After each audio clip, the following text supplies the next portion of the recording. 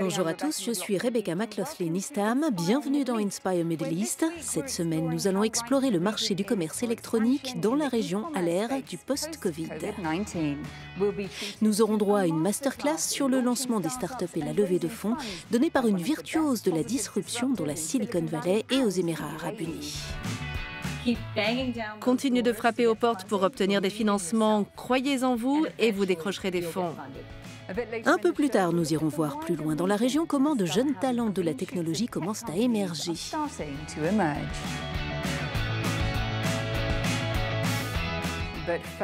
Mais tout de suite, nous avons rendez-vous avec une serial entrepreneuse redoutablement compétente et fine conseillère pour les startups. Ne jamais prendre un non pour une réponse ferme, ne jamais cesser de promouvoir son entreprise et oublier sa vie personnelle. Ce sont quelques-uns des mantras de celle qui se présente sans complexe comme un éléphant dans un magasin de porcelaine et qui fonctionne au défi. Née en Californie de parents palestiniens, Joy Ajlouni est une entrepreneuse connue pour faire fructifier les jeunes pousses à travers le monde. Elle a levé plus de 100 millions de dollars de financement. Elle est aussi la cofondatrice de Fetcher, la société qui a révolutionné le secteur de la livraison au Moyen-Orient en supprimant l'impératif d'une adresse. D'après Startup Genome, le numéro 1 du Conseil aux jeunes entreprises innovantes, à l'échelle planétaire, la startup économie pèse 3 000 milliards de dollars et représente 7 des 10 sociétés qui comptent le plus dans la tech.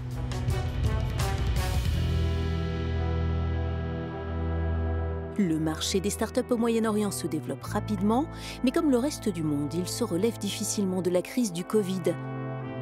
Selon le rapport de ce cabinet de conseil, plus de 70% des startups à travers le monde ont vu leurs revenus chuter. Ceci dit, décrocher des financements reste possible, pour preuve la grande récession de 2008. À l'époque, des entreprises comme Facebook et LinkedIn avaient levé du capital risque. Les startups sont un levier de création de richesses et d'emplois et des villes du Moyen-Orient comme Abu Dhabi et Dubaï figurent au top 100 du classement mondial des écosystèmes émergents. Joy se sent chez elle, aux Émirats Arabes Unis, et elle se dit fascinée par le dynamisme de la capitale. Vous qui parlez aux innovateurs, aux futurs entrepreneurs, Joy, et plus particulièrement en ce qui concerne la capitale, qui se veut un pôle en matière de technologie, d'innovation, de créativité, mais aussi de commerce électronique, que se passe-t-il d'incontournable à Abu Dhabi?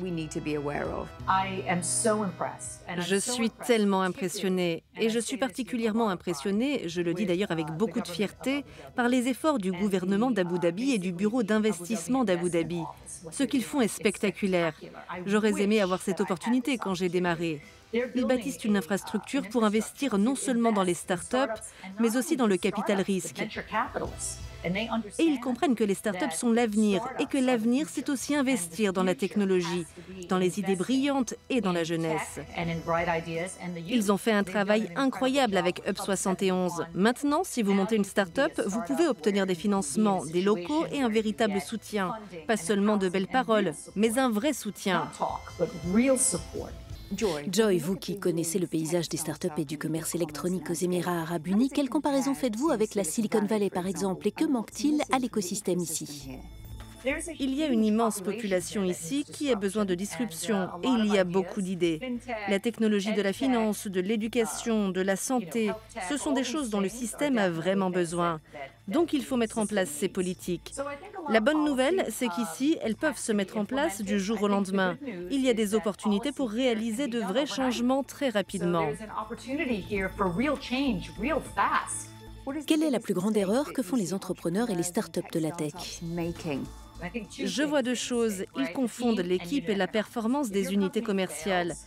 Si votre société échoue, c'est clairement un énorme fardeau pour le responsable financier qui est à l'origine de la faillite. Il faut trouver les moyens d'être performant. Et la performance de l'unité, cela signifie atteindre la rentabilité le plus rapidement possible. Joy, les attentes des investisseurs, en particulier dans cette région, sont-elles réalistes vis-à-vis des startups? Veulent-ils jouer un rôle plus actif? Poussent-ils pour une rentabilité très rapide? Si vous êtes un investisseur et que vous pouvez ouvrir la voie au développement d'une start-up, alors c'est votre responsabilité de le faire. Mais se mêler des aspects opérationnels du quotidien est plutôt quelque chose de perturbant. Vous êtes la personne la plus indiquée pour donner une masterclass sur la levée de fonds, en particulier dans cette période morose. Vous qui parlez à des gens qui veulent lancer une affaire et qui recherchent des capitaux, que leur dites-vous? Quels sont vos conseils? Ils ont littéralement 2 minutes pour faire passer leur proposition de valeur. Ils doivent convaincre très rapidement et faire comprendre aux investisseurs ce qu'il y a de passionnant dans leur projet. La deuxième chose, c'est qu'ils ne savent pas raconter leur projet. Pitcher, c'est ce qui compte le plus, parce qu'au début, vous ne faites pas de bénéfices. Vous devez vendre le talent de votre équipe, vendre votre idée, et les investisseurs doivent croire en vous. Pourquoi les femmes obtiennent-elles moins de 3% des financements de capital risque et pourquoi ne voit-on pas plus de femmes monter des entreprises dans la tech? C'est clairement un problème, et pas seulement au Moyen-Orient. C'est un problème dans le monde entier. Tout le monde semble croire que la technologie est une affaire d'hommes, mais ce n'est pas le cas. Je pense que c'est un segment du monde du travail que les femmes commencent à investir. D'ailleurs, les femmes qui obtiennent des financements, c'est un fait connu et je le dis avec une certaine fierté, dégagent de meilleurs retours sur les investissements en capital risque. Les retours de femmes fondatrices ont dépassé toutes les attentes avec des sociétés pesant des milliards de dollars.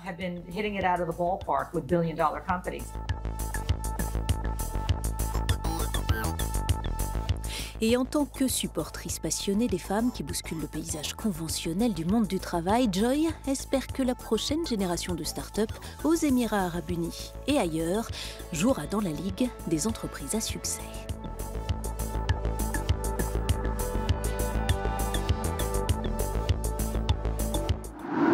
Depuis les Émirats Arabes Unis, prenons un peu de hauteur pour porter notre regard sur toute la région du Moyen-Orient et de l'Afrique du Nord. En ces temps difficiles, de jeunes entrepreneurs se tournent vers le commerce électronique. Un reportage de Salim Messaïd.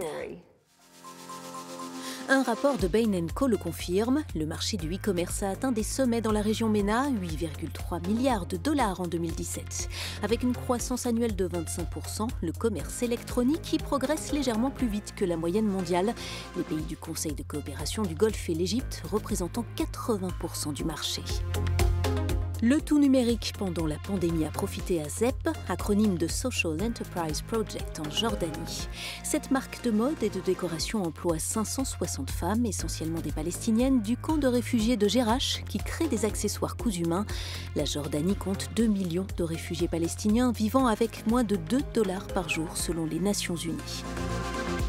Les ouvrages délicats de ces brodeuses sont vendus en boutique et en ligne et permettent à ces femmes de gagner jusqu'à $200 par mois, un sésame pour l'indépendance.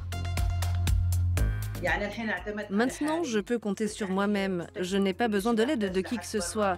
Nous pouvons payer ce que nous devons avec le fruit de notre travail, notre salaire et notre savoir-faire.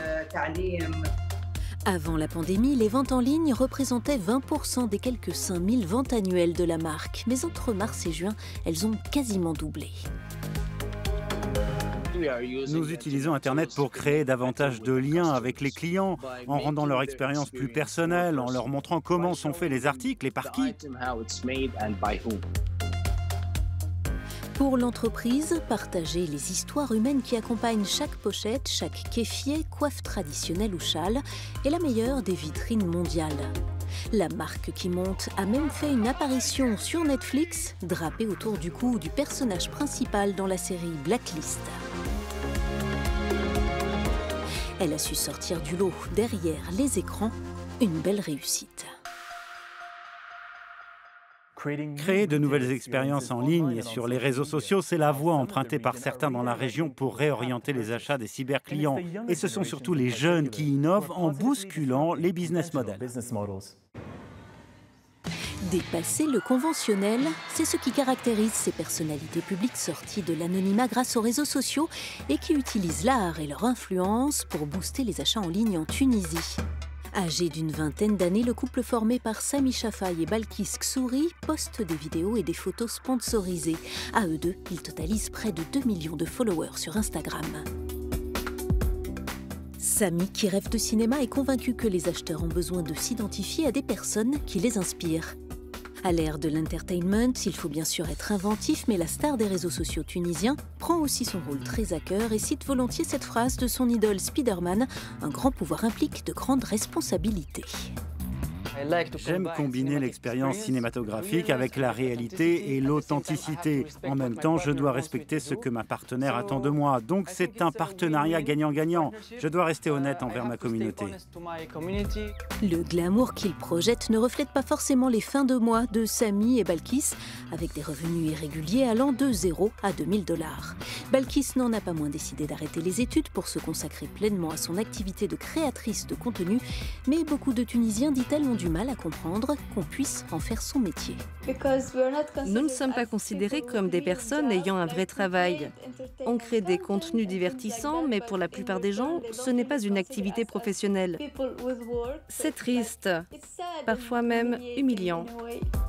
Reconnaissance ou pas, Balkis s'accroche à son rêve, celui de créer un jour sa propre marque. Et elle espère que ses followers continueront de lui être fidèles, même si pour d'autres pans de la société, elle reste un phénomène éphémère. C'est ici que se termine notre émission de la semaine. Nous espérons qu'elle vous a plu. Pour retrouver tous les épisodes de notre série, rendez-vous sur euronews.com. Pour finir, voici quelques posts Instagram qui ont retenu notre attention cette semaine. Prenez soin de vous et à très bientôt. La Slovaque Michaela s'embarque pour une nouvelle vie de maman et d'entrepreneuse. Et la consultante suisse Sarah est convaincue que les femmes peuvent se frayer leur propre chemin et créer leur propre héritage.